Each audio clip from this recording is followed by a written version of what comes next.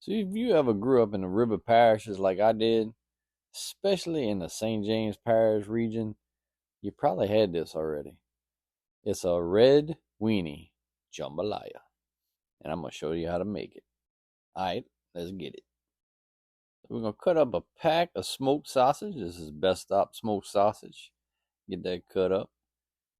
All your pot. And go ahead and get your sausage browning down. While it's browning, go ahead and start cutting up your weenies. You got 2 packs of them Baw Dat weenies. Just cube them up. Alright, we got our sausage browned down. We're going to go ahead and pull it out. Alright, get that pulled out. Alright, we got some bougie bites. So this is basically just chopped ham, as the recipe calls for. But my boy gave me some bougie bites, and boy, they're delicious. So get them browned a little bit. We're going to pull them out, drain them off, and then drop them weenies down. And you're just going to kind of crisp them up a little bit. It ain't going to take you but about a few minutes to do this. You definitely don't want to burn your weenie. Alright, so next up, we want to go ahead and drop some Trinity down. So I got a half a thing of Gidries and some garlic. We got 1 box of low sodium chicken broth. Definitely want to get the low sodium. And then we got 1 15-ounce can of tomato sauce. And a little bit of that garlic marinade sauce.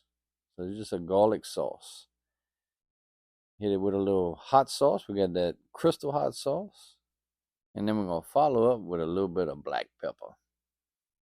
So this is definitely a Creole-inspired dish. It is delicious.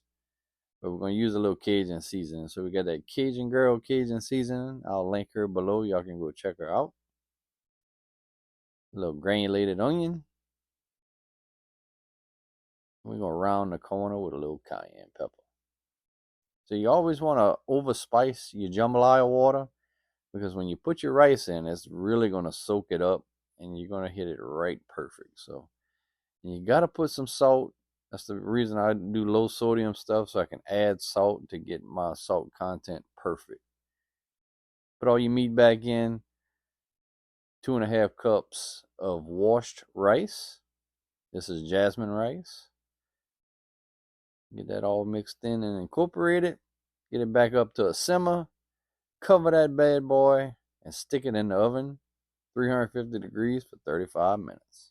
I am really a believer in the oven method.